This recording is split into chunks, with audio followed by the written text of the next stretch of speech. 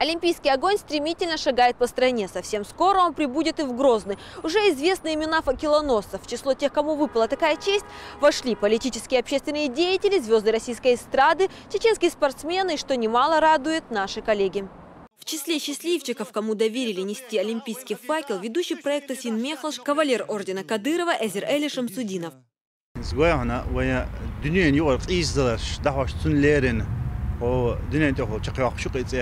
يتسوي نخشيش قاشر بقى أخل دوي نخشيش خو شق يقريو شو أولمبيسكي تسا تاق اسمته يوح داغلا تريالش يخاطر خزينة سنجو خاطر دو يقوى هنا إسايا قاش سين قاش دول درجة تنمخدو سنخور دات يوز ترزقر دات ولي خيتسون أتلقر خيتسونا أتيو داغلا تر أتيوها أتيتعش خلر.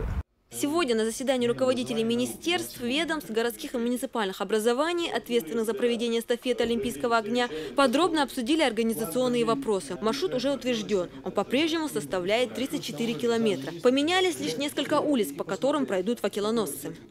За основу мы берем вот этот новый маршрут.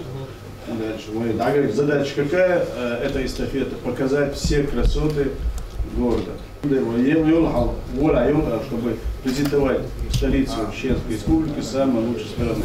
Это окончательный вариант. Тогда подготовьте мне письмо в оргкомитет с новым маршрутом, с перечнем улиц и с протяженностью, о которой мы говорили.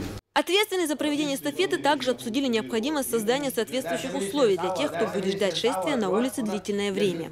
28 января – это не лето.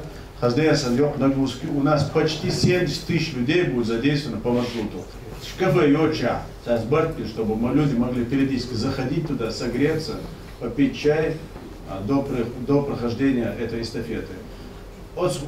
Те люди, за которых закреплены сектора, секции, по маршруту есть у него там кафе? Нет. Яйца дополнительные, автобус подогнать и договориться с МВД, номер отдать, что вот этот автобус в этот день будет стоять, чтобы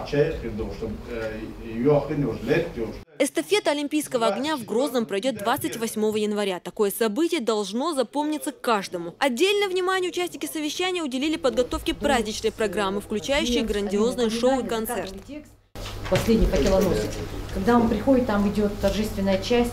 И торжественная часть аячевой лазерный шоу ер кетчеш. Выйдет ансамбль, но жохор, может быть, лазером будут какие-то другие национальные вещи делать. Но это более сложная задача, мы хотели под легенду сделать уже кетчерка. План благоустройства и оформления территории, обеспечение транспортом – все эти вопросы уже решены, отметил Муслим Хучиев. Остается лишь еще раз перепроверить внесенные изменения и провести генеральную репетицию эстафеты. Маршрут Олимпийского огня по регионам России был представлен оргкомитетом Сочи-2014 еще за год до его старта. В течение 123 дней факел преодолеет более 65 тысяч километров.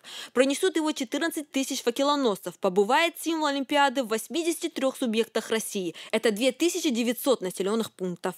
У Олимпиады Сочи-2014 ответственная миссия – объединить всю страну. На один день каждый из населенных пунктов, где пронесут символ Олимпиады, станет столицей эстафеты. Для Грозного и других регионов России это также уникальный шанс заявить о себе на весь мир. Динара Мурадова, Мурат Альбукаев, Адам Чекуев, Муслим Типаев, Дауд Куруев. Новости.